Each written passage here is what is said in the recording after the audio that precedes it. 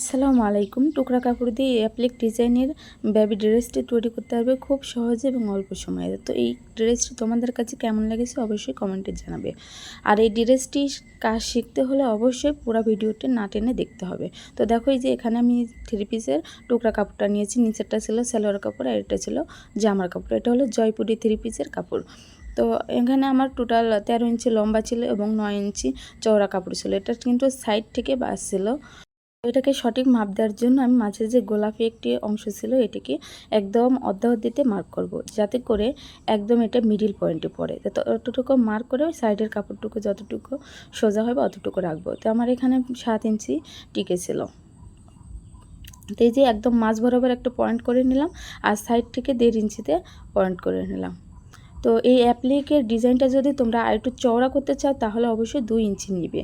তো যেহেতু একটি বেবির জন্য এখানে বেশি চওড়া করলে কাপড়টা কিন্তু অনেকটাই কম দেখাবে, এই কারণে আমি এখানে 1.5 ইঞ্চি নিয়েছিলাম। আর এখান থেকে আমার 2 ইঞ্চি টিকেছে। আর সাইডে আমার কতটুকু লাগবে, টোটাল কিন্তু আমার ঘের লাগবে 8 ইঞ্চি, আমি সেটাই হিসাব করে নিচ্ছিলাম। তো এই যে এইভাবে করে এখন যে 1.5 ইঞ্চি কাপড়টা এটা তো ডিজাইনের উপরে যাবে, এখানে ওই কাপড়টা ভেঙে তারপরে আমরা 8.5 ইঞ্চির চওড়া কাপড়টা নিয়ে নেব। এটাকে যে জামার যে নিচের ঘেরটা হবে, ঘের করার জন্য এখানে কিন্তু কাপড়টা অনেকটা বেশি লাগবে। কালার কাপড়টা 4টা পার্ট ছিল আর মাঝের যে কাপড় ওটা 2টা পার্ট ছিল। তো এখন যে 1.5 ইঞ্চিতে দাগ দিয়েছিলাম এই কাপড়ের উপরে রেখে এক কালার কাপড়টি সেলাই করে নেব। এখানে তোমরা চাইলে সোজা দিকেও সেলাই করে নিতে পারো। তো আমি যে এইভাবে সেলাই করে নিয়েছি, এতে করে ফিনিশিংটা আরও ভালো আসবে। তো দুই সাইডে একইভাবে করে সেলাই করতে হবে। তো অর্থাৎ এই যে আমাদের খোঁজে এক কালার কাপড়, এটা কিন্তু একটা পার্টে 2টা লাগবে আর অপর পার্টে 2টা, মোট 4টা। তো এই যে 1.5 ইঞ্চিতে যে মার্ক করেছিলাম এর থেকে 1/2 ইঞ্চি দূরে একটি করে মার্ক করতে হবে। আর সাইডে যে কাপড়টা থাকবে 1 ইঞ্চি, এই কারণে লম্বাতেও আমাদের 1 ইঞ্চি পর পর মার্ক করতে হবে। তো যদি এখানে 2 ইঞ্চি না 1/2 ইঞ্চি যাবে এক্সট্রা আলাদার জন্য, আর 1.5 ইঞ্চি অর্থাৎ 1.5 ইঞ্চি পর পর মার্ক করতে হবে। সেম নিয়ম সেম প্রসেসিংয়ে এইভাবে করে তোমরা যে কোনো ওড়না বা জামা যে কোনো জিনিস ডিজাইন করতে পারো। এখন যে 1/2 ইঞ্চি রেখে কাট করে নিয়েছিলাম, অর্থাৎ 1 ইঞ্চি করে করে কাটিয়ে নিয়েছিলাম, সেই 1 ইঞ্চি পর্যন্ত এটা ভেঙে নিতে হবে। আর ভাঙার সময় অবশ্যই খেয়াল করতে হবে যে আমরা যখন একটি পাটের মাথার দিকে থাকবো তখন আমাদেরকে আরেকটি পার্ট ভেঙে নিতে হবে, তারপরে এদিক ঘুরে আসার আগেই এটাকে ভেঙে নিতে হবে। তোমরা একটি সুচ বা কাঠি দিয়ে এটাকে সুন্দর করে ভেঙে নিতে পারো। যেহেতু একটি ছোট ছোট অ্যাপ্লিক ছিল এই কারণে একটু হার্ড, আর হাতেও কিন্তু এভাবে করে সেলাই করে নিতে পারো।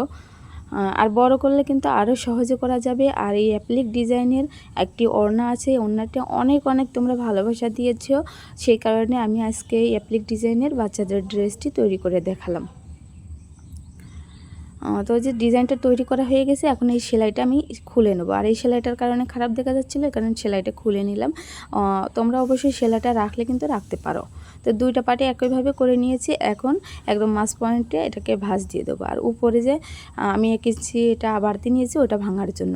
আর উপরে গলা যেহেতু পট্টির কাপড় নেবে এই জন্য উপরে যতটুকু গলা লম্বা রাখবে অতটুকু রেখে তার কোমরের সাইড ফাড়ার লম্বা 10 ইঞ্চি রেখেছি। এখন উপরে গলার মাপ রেখে এখানে আমি 4 ইঞ্চি মহড়া নিয়েছি এবং 1.5 ইঞ্চি গলা, এবং যতটুকু তোমরা ফিতার চওড়াটা রাখবে অতটুকু এখানে রেখে দেবে। তারপরে বডির মাপ নিয়ে নেব, বডির মেজারমেন্ট, কোমরের মেজারমেন্ট সব কিছু নিয়ে মার্ক করে কাটিং করে নেব। এখন উপরে যতটুকু বাড়তি রেখেছিলাম অতটুকু সেলাইয়ের সুবিধার্থে কাট চিহ্ন বসিয়ে দিতে হবে। এখন এখানে আমি 3 ইঞ্চির চওড়া একটি কাপড় নিয়েছি, এই কাপড়টাকে 2 ভাঁজে ভাঁজ করে নেব। আর এটা লম্বা নিয়েছি প্রায় 6-7 ইঞ্চি, অর্থাৎ 5 ইঞ্চি আমার গলাতে যাবে, এই কারণে আমি 6-7 ইঞ্চি নিয়েছি এক্সট্রা সেলাইয়ের বাড়তির জন্য। তো এটাকে সেলাই করে উল্টিয়ে নিলাম। এখন বাড়তি কাপড় যতটুকু রেখেছিলাম অতটুকু ভেঙে সেলাই করে নেব। এখন এখানে যে হাতের যে মোহরার অংশে, এই মোহরার অংশে আমি মাঝের যে কাপড় এই কাপড় দিয়ে পট্টি বসিয়ে দেবো। আর পট্টি বসানোর জন্য অবশ্যই কাপড়টাকে একদম তেরা তেরা করে কাটতে হবে, এতে করে যখন যেভাবে ঘোরাবে ওইভাবেই ঘুরবে।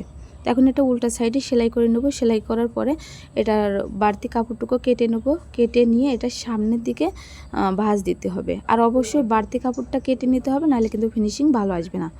এখন এই কাপড়টাকে উল্টিয়ে সামনের দিকে আনবো, আনার পরে কাপড়টাকে এইভাবে ভেঙে তারপরে এর উপরে সেলাই বসাবো।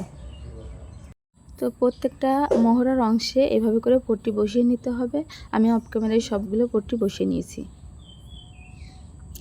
তো সবগুলো পট্টি বসানো হয়ে গেছে। এখন এই যে কাঁধের যে কাপড়টা, এই কাপড়টাকে একদম মাথা থেকে এটাকে আটকে নিতে হবে। অর্থাৎ আমরা কিন্তু গলার মাপ এবং কাঁধের যে চওড়া এই মাপটা নিয়েই রেখেছিলাম, এই কারণে উপর থেকে জাস্ট সেলাই করে দিতে হবে। এখন লম্বা রাখবো আমি 2.5 ইঞ্চি 5 ইঞ্চি।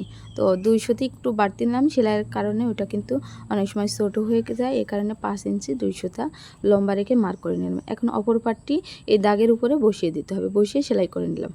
তো সেলাই করার পরে এই যে আমাদের গলাটা হয়ে গেল। এখন জামাটাকে উল্টা দিকে ভাঁজ দিতে হবে, ভাঁজ দিয়ে বডির মেজারমেন্টের মাপ নিয়ে নিতে হবে। অর্থাৎ বডির মাপ যা হবে তার অর্ধাবধিতে মার্ক করে নিতে হবে। তো মার্ক করার পরে এই মার্কের উপরে সেলাই করতে হবে। সেলাই করার আগে আমি এখানে কোমরে ফিতা অ্যাড করেছি, যেহেতু বাচ্চা এই কারণে কিন্তু অনেক লুজ হলে ভালো লাগে না, এই কারণে যে নিচের মাপ এই মাপ থেকে 2 ইঞ্চি উপরে একটি মার্ক করে নিলাম, ওখানে ফিতার কাপড়টা ঢুকিয়ে সেলাই করে নিলাম। তো সেলাই করার পরে আমাদের লম্বা টিকেছে 15 ইঞ্চি। তো এখানে 15 ইঞ্চি আমার একটু লম্বা লাগবে, এই কারণে নিচে যে আরেকটি কাপড় নিলাম, এই কাপড়টাকে এভাবে করে ভাঁজ দেবো, ডবল করে ভাঁজ দিব। এই কারণে এই কাপড়টাকে কেটে নিলাম প্রায় 5 ইঞ্চি লম্বাতে। তো এটা সেলাই করে নেব, ডাবল করে ভাঁজ দিয়ে সেলাই করে এর উপরে চাপ সেলাই বসিয়ে দিতে হবে। তো এটা দেওয়ার পরে কিন্তু লুকটা অনেক ভালো লাগতেছিল আমার কাছে। তোমাদের কাছে কেমন লেগেছে অবশ্যই জানাবে।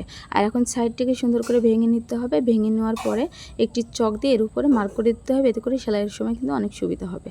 তো এখন একটি ভাঁজ দিয়ে এবং আরেকটি, অর্থাৎ 2টা ভাঁজ দিয়ে এর উপরে সেলাই করে নিতে হবে কামিজের সাইড ফাড়ার মতো। তো সুন্দর করে সেলাই করার পরে আমার 2 পাশে সেলাই করে নিয়েছি, আর নিচে যেহেতু ডাবল কাপড় ছিল এই কারণে সেলাই করা লাগে নাই। তো আমাদের জামাটি কমপ্লিট। কেমন লেগেছে অবশ্যই কমেন্টে জানাবে। আল্লাহ হাফেজ।